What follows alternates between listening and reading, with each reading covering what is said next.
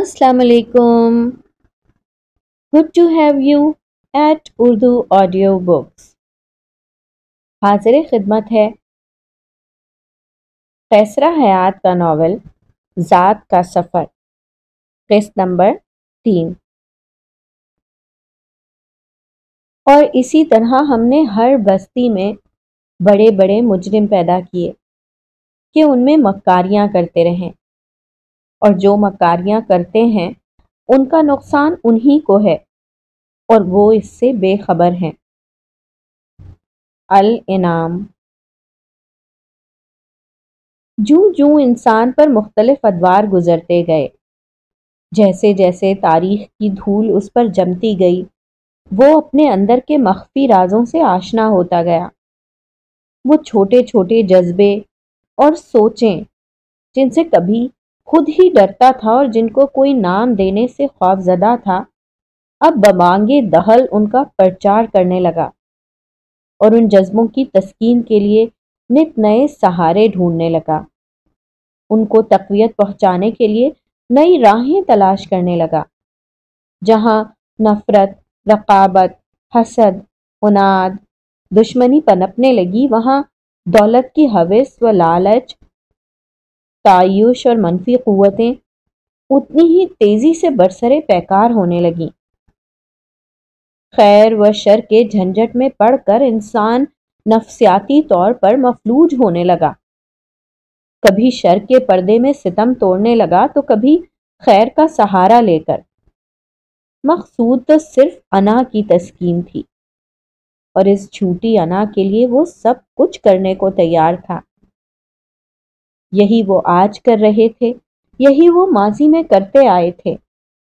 हर तरफ रेत ही रेत थी, रेत का ठाठे मारता समंदर, तपती रेत जो शोले बरसाते सूरज की संगत में मुसलसल जल रही थी। सहरा की गर्म हवा, ना कोई साया, ना अब्र का टुकड़ा, ना कोई बंदा बशर, ना कोई चरिंद परिंद, ना कोई कतरा व बूंद, बस रेत का खुला मैदान, दूर कहीं ऊंचे नीचे टीले, दूर कहीं झाड़ियां, वो भी जल जल कर खाकस्तर हो गई थीं। ऐसे में दो वजूद मुसलसल आग में जल रहे थे। उनको ऊंटों की टांगों के साथ रस्सियां डालकर बांध दिया गया था। बात कुछ भी न थी और थी भी बहुत कुछ। दोनों ने मोहब्बत की थी, साफ सुथरी, पाकीज़ा व मुक़द्दस मोहब्बत। मोहब्बत क्या थी, क्या है, सजा देने वाले खुद ना जानते थे। वो तो कबीलों की इज्जत और नामूस के लिए मरे जा रहे थे। कम जात के लड़के ने अपने से ऊंची जात की लड़की से ताल्लुक बढ़ाया था, और अब दोनों को सारे कबीले के सामने रुस्वा किया गया था। दोनों खानदानों को बुलाया गया था। दोनों को एक दूसरे से जुदा करने की धमकियां दी गई थीं। जब ना माने तो उनको सफेद चादरें उड़ा दी गईं, उनके सरों पर खाक डाल दी गई, और फिर दोनों को रस्सियों के साथ बांधकर तपते सहरा में ऊंटों के साथ खिंचवाया गया ताकि उनकी खाल उधड़ जाए। दूर खड़े वो तमाशा देखते रहे, फातिहाना अंदाज से मुस्कुराते रहे। दो वजूद उनके सामने पड़े तड़प रहे थे, सिसक रहे थे, मगर वो उनको सजा देकर अपनी अना को सुकून पहुंचा रहे थे। वो खुश थे कि गुनाहगार अपने अंजाम को पहुंच रहे थे। सूरज भी खुली आंखों से सब कुछ देखता रहा। तपती रेत पर उनके जिस्म छिल चुके थे, जगह जगह से खून रिस रहा था। सफेद चादरों पे जगह जगह खून के धब्बे लगने लगे, मगर वो हर एहसास से आरी बस देखते रहे। ऊंट बोझल कदम उठा रहे थे, शायद गुनाह के एहसास से जो इंसानों ने उनके कंधों पर डाल दिया था, और उसके बोझ तले उनसे चलना मुहाल था। यकदम रेत के झक्कड़ चलने लगे ہر طرف ریت کا طوفان شور مچاتا، سیٹیاں بجاتا، ہر چیز کو تہس نہس کرنے کے درپے تھا۔ اونٹ رک گئے۔ سورج کی شعلہ برساتی آنکھوں میں ٹھنڈک سی پڑنے لگی، جا بجا بادل اس کے سامنے آنے لگے۔ سب حیران رہ گئے، یہ بدلی کہاں سے آ گئی؟ صرف ایک ٹکڑا، پورا آسمان صاف شفاف جیسے دھلی چادر، نہ کوئی دھبا نہ داغ۔ ریت کا طوفان آہستہ آہستہ ان کو اپنی لپیٹ میں لینے لگا۔ ان پر ریت کی تہیں جمتی گئیں، ان کا وجود ناپید ہو گیا۔ کبھی وہ تھے ہی نہیں، وہ مٹ گئے۔ آسمان رویا، چند قطرے ان کی ڈھیری پر برسے اور ٹیلا سا بن گیا۔ اونٹ کہاں چلے گئے؟ سارا جہاں پیوست ہو گیا۔ کہاں؟ عدم میں، تصور میں، ایک خواب سا بن گیا۔ ایک کہانی نے جنم لیا اور اس سے بہت سی داستانیں بننے اور مٹنے لگی۔ انسان سخت ہوتا گیا، محبت مفقود ہوتی گئی، جذبے ختم ہونے لگے اور انسان بکھرنے لگا، ٹوٹنے لگا، اندر ہی اندر، مگر باہر سے مضبوط ٹیلا جس پر جھکڑ چلتے ہیں، جہاں وہ طواف کرتا ہے، مگر بے سود۔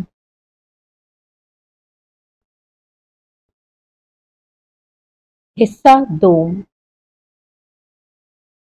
ہم ان قریب ان کو اطراف عالم میں بھی اور خود ان کی ذات میں بھی نشانیاں دکھائیں گے، یہاں تک کہ ان پر ظاہر ہو جائے گا کہ یہی حق ہے۔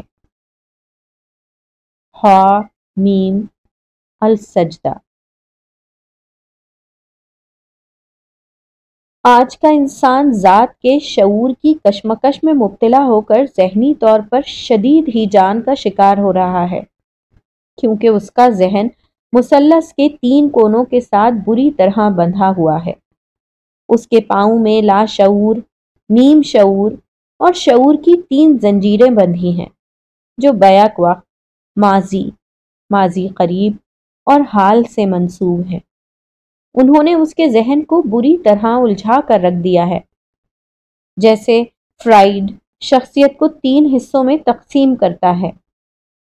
ایک، لا ذات، یہ ابتدائی حیوانی جبلت ہے، جب کبھی وہ اسٹون ایج میں رہنے والا خوفناک انسان کم حیوان زیادہ تھا۔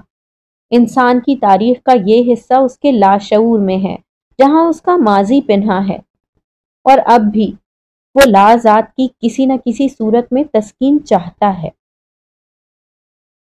2، انا یعنی ایگو، جب حیوانیات سے نکل کر اس نے اپنے آپ کو انسان سمجھنا شروع کیا، وہ فوقیت اور برتری کے احساس سے دوچار ہوا، اس کی ارتقاء کا عمل شروع ہوا، اس نے اپنی حقیقت کو سمجھنا شروع کیا، وہ حیوانیت کے درجے سے نکل آیا اور اس نے مہذب دنیا کی طرف سفر شروع کیا۔ کیا یہ اس کی نیم شعوری کیفیت ہے؟ 3، سپر ایگو، اس کا حال ہے، شعور ہے، اس کو اب احساس ہے کہ وہ مہذب دنیا کا ناقابل تسخیر انسان ہے، اور سپر ایگو اس کو اخلاقی اقدار کی طرف مائل کرتا ہے اور اس کو بار بار باشعور ہونے کا احساس دلاتا ہے۔ اب ہی جان کیوں پیدا ہوتا ہے؟ اضطراب کہاں ہے؟ پریشانیاں کہاں سے جنم لیتی ہیں؟ تو اس کا مختصراً جواب یہی ہوگا کہ انسان کے لاشعور اور ایگو میں مسلسل کشمکش ہوتی رہتی ہے۔ حیوانیت اس کی جبلت میں ہے، وہ اپنے ماضی کو نہیں بھولا، وہ اس کے لاشعور میں محفوظ ہے، اور جب موقع ملتا ہے لاشعور سے وہ جبلت تقویت پکڑتی ہے اور انسان درندگی اور غاصبیت کا شکار ہو جاتا ہے، وہ تشدد پر اتر آتا ہے، حیوانیت اس پر غالب آ جاتی ہے، اور یہ حیوانیت تباہی و بربادی، کبھی جنسی تشدد اور کبھی ویسے ہی تناسب کو بگاڑ پا کر تسکین پاتی ہے۔ انسان ہر ممکن طور پر اس کو دبانے کی عام حالات میں کوشش کرتا ہے، کیونکہ اس کی ایگو، نیم شعور اس کو احساس دلاتا ہے کہ وہ انسان ہے، حیوانیت کا دور ختم ہو چکا ہے۔ اب اس کو سپر ایگو کی فکر کرنی چاہیے، کیونکہ وہ اس مہذب دنیا کا شاہکار ہے، اب وہ اشرف المخلوقات ہونے کا دعوے دار ہے۔ یہیں سے کشمکش جنم لیتی ہے، جس کے نتیجے میں انسان ذہنی طور پر مفلوج ہو رہا ہے۔ مادی ترقی کے لحاظ سے جس طرح وہ آگے جا رہا ہے، ذہن بھی اتنی ہی تیزی سے الجھنوں اور پریشانیوں کا شکار ہو رہا ہے۔ اب وہ مہذب بھی کہلانا چاہتا ہے، ترقی یافتہ بھی، اور ساتھ ہی ساتھ حیوانیت کا لیبل بھی مٹانا چاہتا ہے۔ مگر وہ کیا کرے؟ کیونکہ تینوں حقیقتیں ہیں، اٹل، نہ چھٹلائی جا سکنے والی۔ پروفیسر نسیم احمد درانی نے ہر چیز واضح کرنے کی کوشش کی، ساتھ ہی ساتھ وہ سنہرے فریم والی اینک کو کھینچ کر نتنوں تک لے جاتے اور اینک کے اوپر سے بغور سب کا جائزہ لینا شروع کر دیتے، پھر اینک کو آنکھوں کے ساتھ لگا لیتے۔ وہ لیکچر بالکل دھیان سے نہ سن رہی تھی، وہ تو صرف ان کی حرکات و سکنات کا بغور جائزہ لے رہی تھی۔ کبھی وہ ان سے آنکھیں پھیر لیتی، اس انداز سے کہ اس کی آنکھوں میں طنز تھا۔ اب یہ طنز کس کے لیے تھا؟ پروفیسر درانی کے لیے یا لیکچر کے لیے؟ اور اس بات کو پروفیسر درانی لیکچر کے دوران بری طرح محسوس کر رہے تھے۔ اس کلاس کو شروع ہوئے چند دن ہوئے تھے اور اس کا یہ رد عمل، خاص طور پر پروفیسر درانی کے لیے یہ طرز عمل جن کو اسٹوڈنٹس پسند بھی کرتے تھے اور توجہ سے بھی سنتے تھے، ناقابل برداشت تھا۔ مس زوہا، اگر آپ مائنڈ نہ کریں تو میں آپ کے یوں انڈیفرنٹ یعنی عدم دلچسپ ہونے کی وجہ جان سکتا ہوں؟ پروفیسر درانی نے تنگ آ کر پوچھا۔ وہ ہڑبڑا کر اٹھ کھڑی ہوئی۔ یس سر، میں یہ لیکچر سننا نہیں چاہتی کیونکہ مجھے آپ سے اختلاف ہے۔ انسان کبھی مہذب نہیں ہوا ہے، وہ کل بھی وحشی درندہ تھا، آج بھی ہے اور ہمیشہ رہے گا۔ یہ کرسٹ آف سویلائزیشن اسے تبدیل نہیں کر سکتی۔ اور بیگ اٹھا کر وہ تیز تیز قدموں سے باہر آ گئی۔ ہر کوئی حیران تھا، اس کے رویے نے سب کو کچھ نہ کچھ سوچنے پر مجبور کر دیا۔ وہ کلاس کی غیر اہم شخصیت تھی، دبلی پتلی، لمبی سی، سانولی، مگر صاف اور نکھری نکھری جلد کے ساتھ ہمیشہ وہ دوسروں کو متاثر کرتی۔ چندی چندی آنکھیں مگر گھنی اور لمبی پلکوں کے سائے تلے بہت پرکشش لگتی۔ وہ ہمیشہ لڑکیوں سے الگ تھلگ بیٹھتی، لڑکوں میں سے ایک دو کے ساتھ صرف ہیلو ہائے تھی۔ پروفیسر درانی پہلے دن ہی اس کو دیکھ کر چونکے تھے اور اپنے اچھے حافظے میں اس کے نام کو محفوظ کر لیا تھا۔ سب لوگ کلاس سے باہر آئے تو صرف وہی موضوع سخن تھی۔ کیفیٹیریا میں اپنی مخصوص کونے والی ٹیبل پر وہ بیٹھی تھی اور بڑے گہرے انداز سے سگریٹ کے گہرے گہرے کش لے رہی تھی۔ اس کی مخروطی انگلیوں میں بے شمار چھوٹے چھوٹے نگینوں اور نایاب پتھروں کی انگوٹھیاں تھیں، ایک ایک انگلی میں دو دو، تین تین، کسی انگلی میں لوہے کی لمبی، کوئی مخروطی اور کوئی گول، ہر شکل کی انگوٹھیاں اس نے پہن رکھی تھیں۔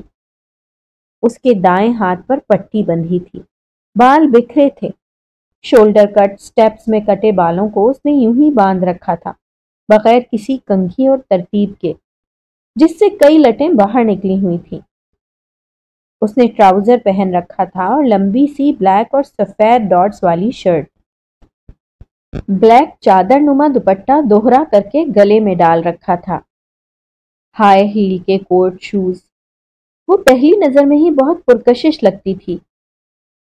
دو تین لڑکیاں لڑکے اس کی ٹیبل پر آ کر بیٹھ گئے۔ وہ ان کو آتا دیکھ کر خاموشی سے اٹھ کر چل دی۔ یہ کیا چیز ہے؟ اپنے آپ کو کچھ زیادہ ہی نہیں سمجھتی؟ تانیہ نے کچھ اس کی شخصیت سے متاثر ہو کر اور کچھ حسد کے مارے کہا۔ مگر ہے کوئی گہری چیز، فیض بولا۔ خاک گہری چیز ہے، بات کرنے کی تمیز تک نہیں۔ فضا نے لقمہ دیا۔ ایسے لوگ بلا کے خطیب ہوتے ہیں۔ فیض پھر سے بولا۔ تم بڑے متاثر لگتے ہو اس سے۔ عزیز نے نظریں گھما کر کہا، یہ تو وقت ہی بتائے گا، فی الحال چائے منگواؤ، ایسے زبردست لوگوں کو دیکھ کر تو ویسے ہی طلب شدید ہو جاتی ہے۔ فیض مسکرا کر بولا، دیکھ لو، وہ پہلے ہی وحشی بول کر گئی ہے، اس سے مار نہ کھا لینا اگر تم نے اپنے آپ کو واقعی ایسا ثابت کر دیا تو۔ تانیہ ہنس کر بولی۔ وہ گیٹ تک پہنچے تو وہ پجیرو ریورس کر رہی تھی۔ اب تو کچھ سوچنا ہی ہوگا۔ عزیز نے مسکرا کر فیض کی طرف دیکھ کر کہا، یہ ان کا روز کا معمول تھا، وہ روز نت نئی گاڑیاں لے کر آتی تو یہ ان کے نمبرز نوٹ کرتے، وہ کیا پہن کر آتی ہے خوب ڈسکشن کرتے، وہ کس وقت کہاں بیٹھتی ہے، کس کے ساتھ، سب نظر میں ہوتا، کلاس میں کب آتی ہے، کس کے پاس بیٹھتی ہے، کس سے بات کرتی ہے، سب کچھ ڈائری میں درج ہوتا، اور پھر اس پر بحث ہوتی، کیفیٹیریا میں بھی اس کے قریب بیٹھنے کی کوشش کی جاتی۔ کئی دنوں سے وہ کلاس میں نہ آ رہی تھی اور پروفیسر درانی نے بھی اس کا کوئی ذکر نہ کیا تھا۔ وہ صبح سے کیفیٹیریا میں جا کر بیٹھ جاتی، سگریٹ پیتی رہتی یا چائے پیتی۔ اس وقت بھی وہ کیفیٹیریا میں تھی، چائے کا خالی کپ سامنے تھا اور وہ کوئی کتاب دیکھ رہی تھی۔ سب نے حیرت سے اس کی طرف دیکھا، سوائے فیض کے باقی سب ساتھ والی ٹیبل پر بیٹھ گئے۔ وہ اس کی طرف چلا گیا۔ اگر آپ مائنڈ نہ کریں تو میں بیٹھ سکتا ہوں؟ شور۔ اس نے یک ٹک اس کی طرف دیکھا اور اٹھ کر جانے لگی۔ اگر آپ مائنڈ کرتی ہیں تو میں دوسری ٹیبل پر چلا جاتا ہوں۔ اس نے کوئی جواب نہ دیا اور خاموشی سے کتاب دیکھتی رہی۔ آپ چائے پئیں گی؟ اس نے ڈرتے ڈرتے پوچھا۔ As you wish. اس نے کندھے اچکائے۔ دونوں خاموشی سے چائے پیتے رہے۔ اس نے بیگ سے سگریٹ کیس نکالا اور اس کی طرف بڑھا دیا۔ تھینک یو، میں اسموکنگ نہیں کرتا۔ جواباً اس کے لبوں پر معنی خیز مسکراہٹ پھیلی اور وہ اٹھ کر چل دی۔ وہ اٹھ کر ان کی ٹیبل کے پاس آ گیا۔ جناب فیض، خوب رہی۔ اس نے خوب بہتی گنگا میں ہاتھ دھویا۔ تانیہ نے قہقہا لگایا، اور جاتی دفعہ تھینک یو تک نہیں کہا۔ عزیز نے دکھی لہجے میں کہا، تم سب لوگ بہت بے صبرے ہو، ہر بات کا فوری اور حتمی نتیجہ چاہتے ہو۔ ابھی تو مل بیٹھے ہیں، پھر آگے دیکھیں گے، سوچیں گے کہ کیا کرنا ہے۔ وہ ہر لفظ چبا چبا کر بول رہا تھا اور سب ہنس رہے تھے۔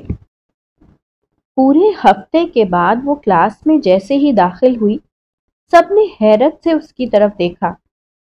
آج اس کے تراشیدہ بال خوبصورت انداز میں کندھوں پر جھول رہے تھے اور اس نے سفید کاٹن کے سوٹ پر سرخ اور سفید پھولوں والی چادر اوڑھی ہوئی تھی۔ آج آنکھوں میں بھی قدرے سکون تھا اور طمانینت کی ایک لہر چہرے پر بھی رقصاں تھی۔ اس میں ٹھہراؤ اور سلجھا پن خصوصاً نمایاں تھا۔ ہر ایک نے مڑ کر دیکھا۔ وہ سب سے آخر میں جا کر بیٹھ گئی۔ پروفیسر درانی بھی اس کو دیکھ کر چونکے اور پھر لیکچر شروع کر دیا۔ انسان کی ارتقاء تب ہی شروع ہو گئی تھی جب اس نے اس زمین پر قدم رکھا۔ اگرچہ ارتقاء کا عمل بہت سست تھا، مگر اس کا اثر دیر پا تھا۔ جیسے جیسے اس نے اپنے حواس کو سمجھا اور ان کو عمل میں لانا شروع کیا تو وہ شعور کے دروازے پر قدم رکھتا گیا اور مختلف ادوار میں کامیابی کے ساتھ داخل ہوتا گیا۔ کہیں ایسا نہیں ہوا کہ اس نے اپنی عقل اور ذہن کو استعمال کیا ہو اور اس کو ناکامی ہوئی ہو، یہاں تک کہ اس کی عقل عرفان کے درجوں تک پہنچ گئی اور حیوان کی عقل وہیں رہی۔ کیونکہ حیوان کی عقل صرف اسے حواس کا علم دیتی ہے۔ آج کے انسان کے پاس ہزاروں سالوں کی تہذیب، ثقافت اور ان کا تجربہ ہے۔ آج وہ تنہا نہیں، اس کے پاس ہزاروں سالوں کے تجربات کا نچوڑ ہے۔ اگر وہ ان کو بروئے کار نہیں لاتا تو اس کے اور ماضی کے حیوان میں کوئی فرق نہیں۔ سر، کیا آپ ڈارون کی تھیوری آف ایوولوشن سے متفق ہیں؟ اگر ایسا ہے تو انسان کے پھر اسی شکل میں لوٹنے کے چانسز ہیں، کیونکہ ہر چیز تو اپنے اصل کی طرف لوٹتی ہے۔ کلاس میں ایک نیا اسٹوڈنٹ حسن آیا تھا۔ اس نے سوال کیا،